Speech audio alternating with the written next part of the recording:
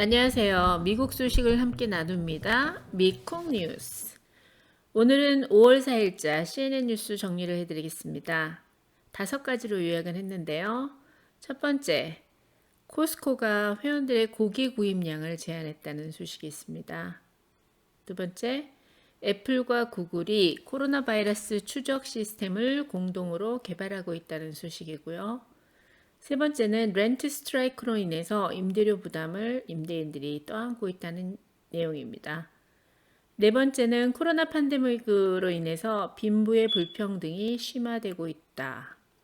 다섯 번째는 The Five Eyes Alliance 5개국 동맹이 코로나 바이러스가 어디에서 발생했는지에 대한 연구에서 중국 연구소가 아닌 시장으로 밝혀지고 있습니다.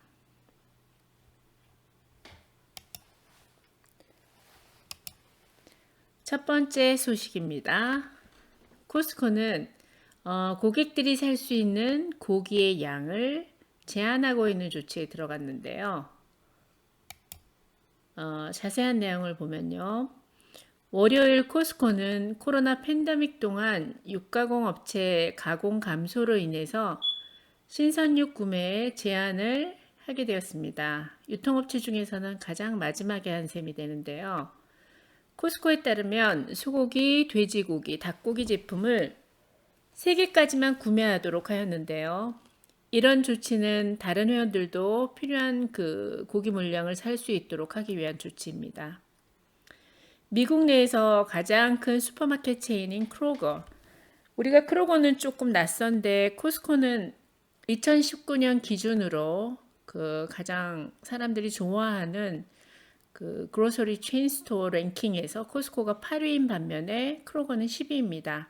10위였는데 미국 내에서는 2,800개의 체인점을 갖고 있는 대형 슈퍼마켓 체인이에요.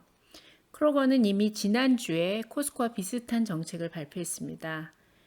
이는 미국 최대 육가공 업체 타이슨이라는 육가공 업체에서 근로자가 코로나 발병을 하면서 잠정적으로 폐업 조치를 내려서 부족한 고기 공급 물량을 해결하기 위한 조치였습니다. 미국 식품 가공 판매 국제 노조에 따르면 이제까지 육가공 업체 근로자가 20명 정도 사망한 것으로 추정하고 있고요. 지난주 육가공 업체 폐쇄로 인해서 돼지고기 도축 역량이 한 25% 정도 저하되고 소고기 도축 역량도 10%로 저하되었다고 발표했습니다. 이런 와중에 도널드 트럼프 대통령은 최근 팬데믹 동안 육가공 업체는 계속 열어야 한다는 행정명령을 만들어서 여기에 사인을 했습니다. 다음 두 번째 소식입니다. 애플과 구글이 코로나 감염 추적 시스템이 어떤지 같이 보여주고 있습니다. 스마트폰에서는 양대 운영체제를 장악하고 있는 오랜 라이벌 관계에 있는 애플과 구글이 이 코로나 팬데믹 기간 동안 정부를 도와서 지난달 블루투스 기술을 이용해서 코로나 바이러스 확산을 추적하는 시스템을 개발할 거라고 발표했는데요. 처음에 의도했을 때는 공중보건 관리자들이 iOS나 안드로이드 운영체제에 앱을 사용해서 여기 사용하는 기술은 이제 API로 알려진 기술을 통해서 개발할 거라고 했습니다.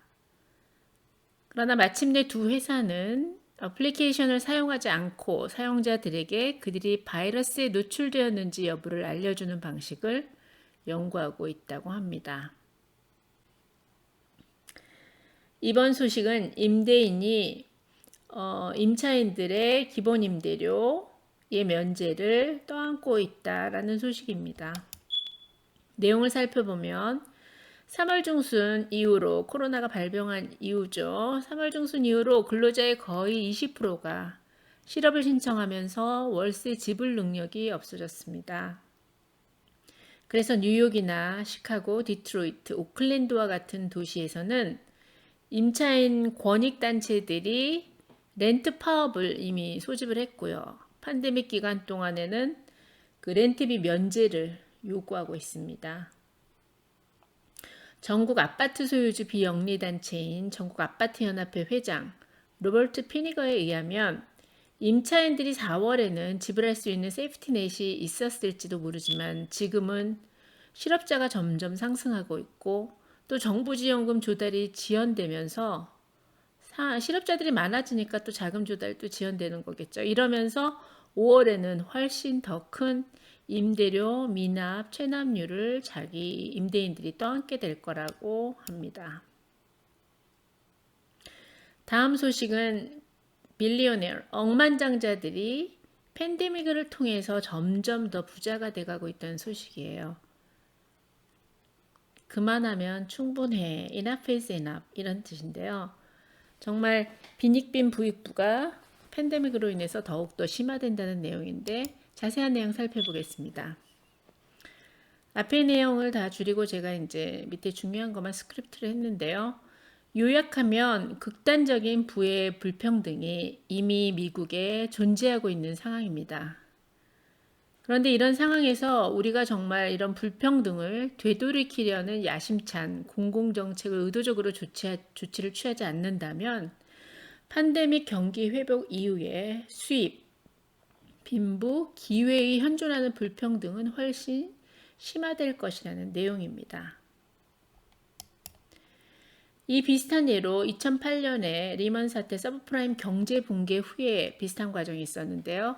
그 회복 과정에서 이런 일이 일어난 것을 우리는 본 적이 있습니다. 대부분의 미국인들은 결코 완벽히 회복하지 못했고 정말 대부분의 미국 가구들은 2008년 붕괴 후에 겨우 비틀거리면서 일어나는데 다시 팬데믹을 겪게 되었습니다.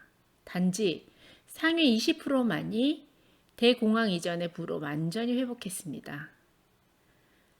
대조적으로 그 포브스가 발표한 미국 최대 400대 부자들은 3년 만에 완전히 회복했고 10년 이내에 그들의 재산은 80% 이상이 오히려 증가했습니다.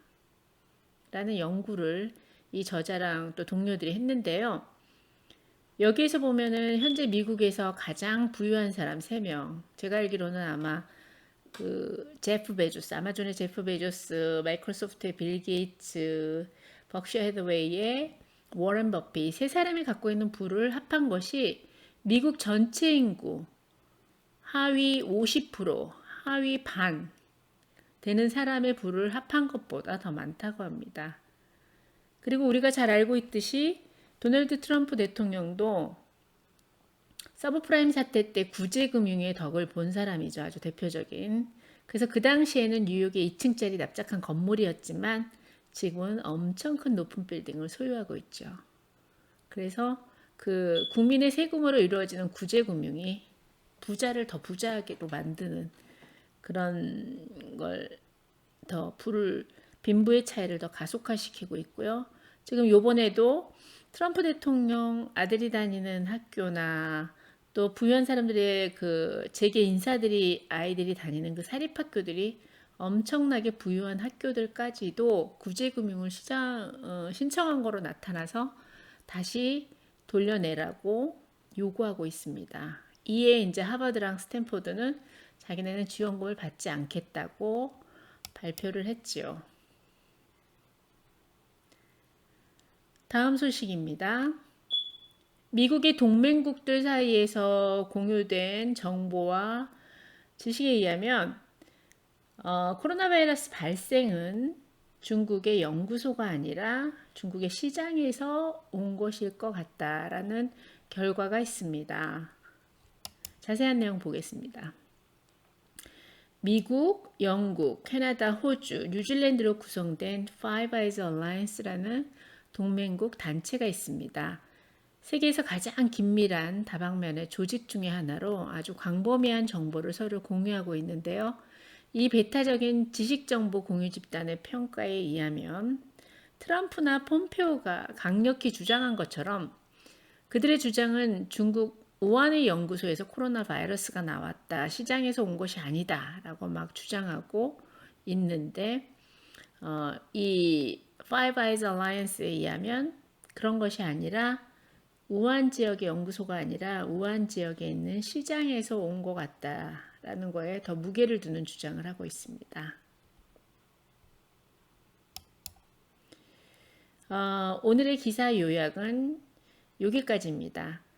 제가 볼 때는 미국 뉴스 중에 정치 관련 뉴스는 일반 방송사에서 하는 것들이 너무 많아서요. 좀 재밌고 관심이 될 만한 뉴스를 뽑아서 소개시켜 드립니다. 부족한 동영상 봐주셔서 감사합니다. 오늘의 내용이 마음에 드셨나요? 구독과 좋아요는 더 좋은 영상을 만드는데 큰 힘이 됩니다. 다음에 더 좋은 영상으로 찾아뵙겠습니다. 감사합니다.